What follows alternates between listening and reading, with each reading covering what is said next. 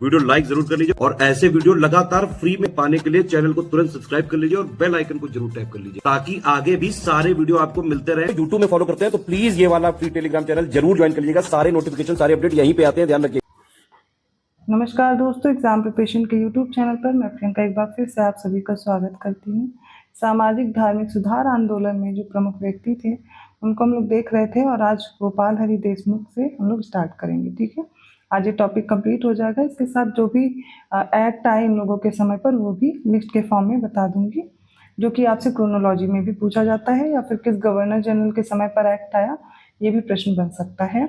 अगर आप न्यू हैं चैनल पर, डेली दोपहर 1 बजे जीएस की क्लास चल रही है, रात को 9 बजे प्रैक्टिस सेट चल रहे हैं, खासकर आरओ को टारगेट करते हुए। तो आज की क्लास स्टार्ट करेंगे, बट मैं उससे पहले बताना चाहूँगी जो भी बच्चे इंटरेस्टेड हैं पेड कोर्स में, उसके लिए सामने आपके नंबर दिए गए हैं। इन नंबर्स पे आप कांटेक्ट करके अपने कोर्स को ज्वाइन कर सकते हैं और जो भी कोर्स आपको लेना है उसके बारे में आप जानकारी तो लेंगे ही। जिनको कॉल या मैसेज नहीं करना है वो ऐप से भी कोर्स ज्वाइन कर सकते हैं। गूगल प्ले स्टोर से आप SCS का ऐप डाउनलोड कर लीजिए। स्टडी फॉर सिविल सर्विसेज का कोर्स आपको अवेलेबल हो जाएगा। खासकर आप देखेंगे जो बच्चे आरओ को टारगेट कर रहे हैं उनके लिए भी क्रैश कोर्स चल रहा है, जो कि आप देखेंगे इसमें कंप्लीट स्टडी मटेरियल दिया जाएगा, वीडियो रिकॉर्डेड क्लासेस है, साथ में आपको डेली प्रैक्टिस कराई जा रही है क्वेश्चन की। जैसे ही क्वेश्चन आपके एग्जाम में पूछे जाते हैं, फुल लेंथ मॉक टेस्ट है, सब्जेक्ट वाइज भी हैं, दोनों फॉलो करते रहिए।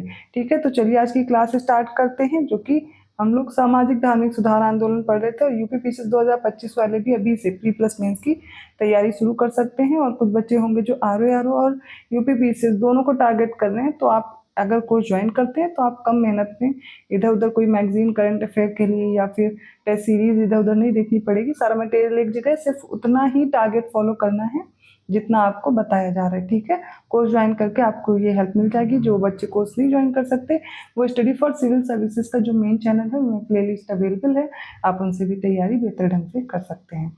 तो सबसे पहले आज देखेंगे गोपाल हरि देशमुख, जिन्हें हम लोग हितवादी के नाम से जानते हैं। ये भी एक समाज सुधारक थे, महाराष्ट्र के एक समाज सुधारक और तर्कवादी थे।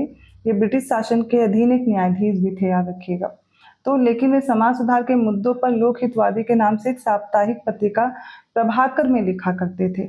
और गोपाल हरि देशमुख ने हितेक्षु नामक साप्ताहिक पत्रिका शुरू की थी। ज्ञान प्रकाश, इंदु प्रकाश, लोक हितवादी, इन नाम से पीरियोडिकल्स जो होते हैं इनकी नींव में अग्रणी भूमिका निभाई थी।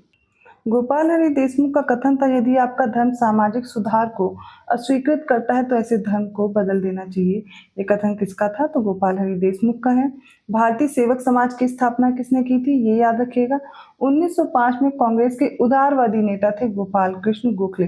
प्रश्न बनता है ये उदारवादी दल से थे या उग्रवादी? तो याद रखेंगे उदारवादी दल से थे। सर्वेंट्स ऑफ इंडिया सोसाइटी भी अगर आपसे पूछा जाता है तो आप 1905 में गोपाल कृष्ण गोखले को ही बताएंगे। ठीक है, अब इन्होंने MG रानाडे की इसमें सहायता की थी। 1915 में गोपाल कृष्ण गोखले की मृत्यु हो जाती है। उसके बाद श्रीनिवास शास्त्री ने इसके अध्यक्ष का पद संभाला था। सोशल सर्विस लीग के संस्थापक कौन थे? तो NM जोशी थे, नारायण मल्हार जोशी। 1920 में अखिल भारतीय ट्रेड यूनियन कांग्रेस की स्थापना की थी। एक पारसी समाज सुधारक थे बहराम जी मालाबारी। तो 1908 में अपने मित्र दीवान दयाराम गिडूमल के साथ सेवा सदन की स्थापना की थी। तो सेवा सदन किसने स्थापित किया? बहराम जी मालाबारी।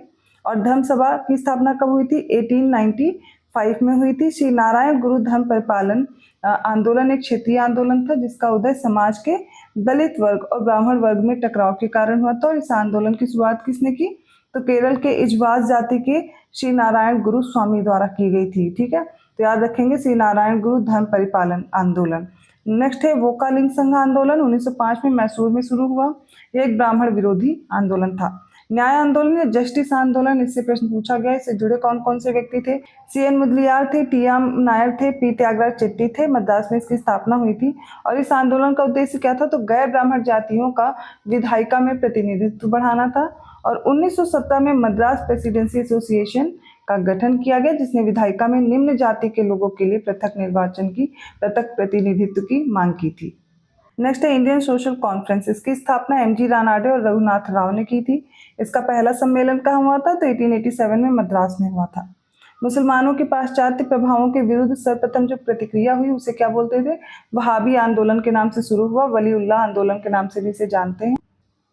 शाह वलीउल्लाह देहलवी प्रसिद्ध मुस्लिम विद्वान और समाज सुधारक थे और इन्होंने भारत में इस्लामिक राज्य के समक्ष उपस्थित विभिन्न समस्याओं पर तत्कालीन मुस्लिम शासक वर्ग के कई सुझाव दिए थे और इजारा प्रथा की समाप्ति के लिए मोहम्मद शाह को एक पत्र लिखा था और उसने असरार उल दीन नामक पुस्तक का लेखन किया। ठीक है, कुरान का फारसी में अनुवाद किया गया और 51 पुस्तकें लिखी थी।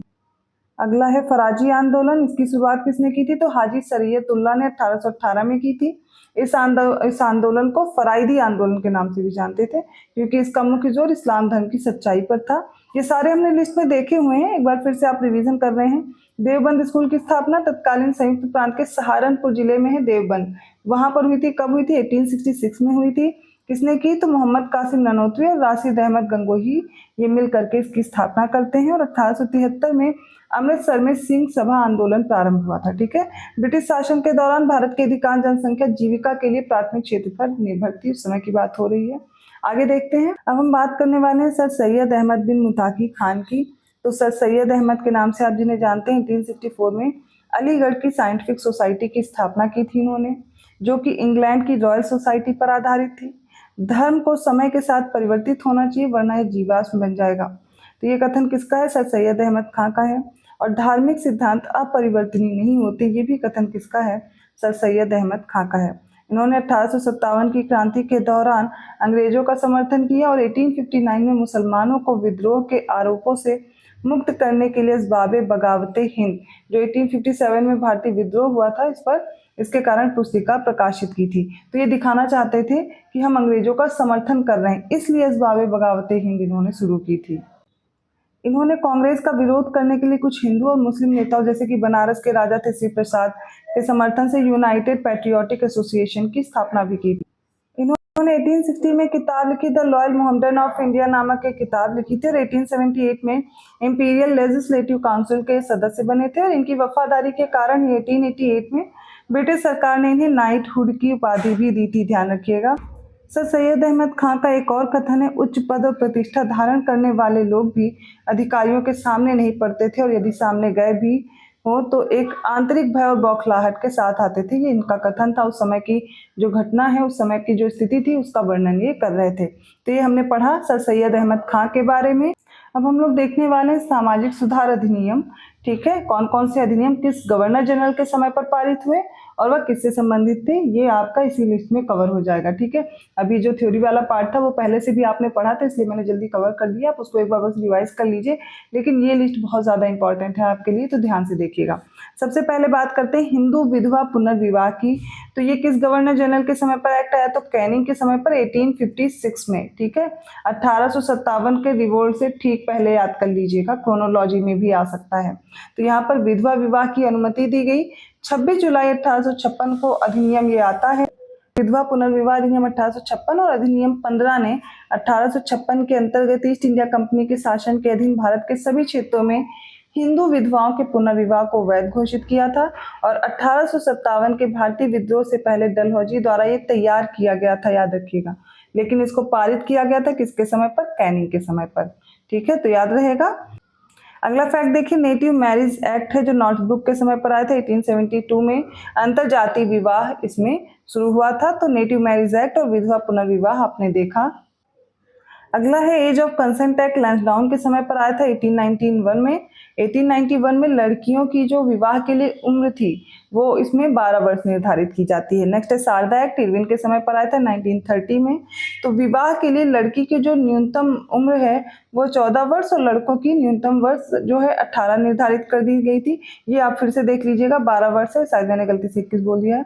तो लड़कियों की विवाह की 12 वर्ष कर दी गई थी एज ऑफ कंसेंट एक्ट में।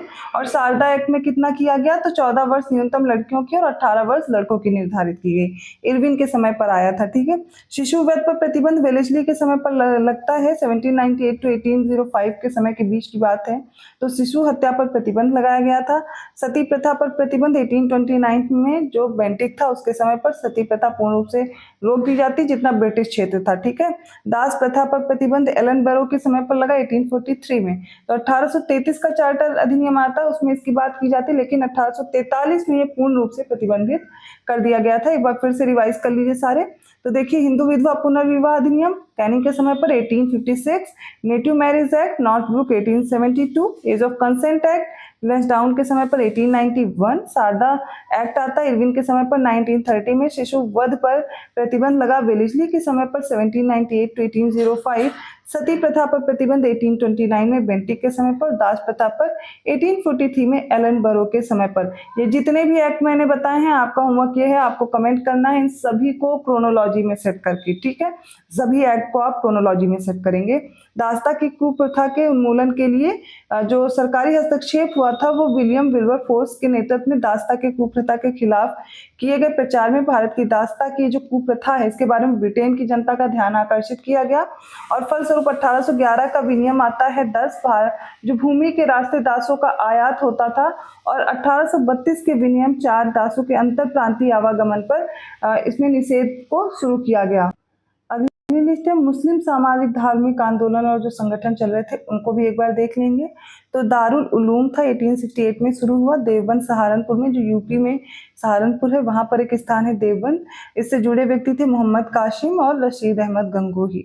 अलीगढ़ में 1875 में अलीगढ़ जो आंदोलन है शुरू होता है सर सैयद अहमद खां के नेतृत्व में। अहमदिया आंदोलन 1889 से 1890 तक चलता है। फरीदकोट कादियान में स्थित मिर्जा में और मिर्जा गुलाम अहमद इससे जुड़े हुए थे।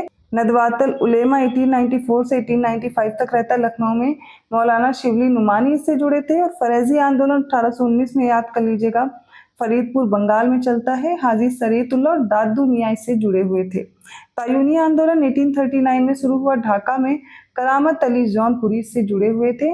तो आज जितने भी इंपॉर्टेंट एक्ट हैं और जो भी महत्वपूर्ण आंदोलन है, ठीक है, वो हमने इस वीडियो में कवर किया है। इसके आगे जो 19वीं शताब्दी में भारतीय पुनर्जागरण और सामाजिक धार्मिक आंदोलन है वो हम लोग कवर करेंगे अगली क्लास में। वीडियो अच्छा लगा तो लाइक करना मत भूलिए, चैनल को सब्सक्राइब कर लीजिए और लोगों को शेयर भी करते रहिए। ऐसे ही इंपॉर्टेंट टॉपिक के साथ मैं मिलती हूँ नेक्स्ट वीडियो में, तब तक के लिए धन्यवाद।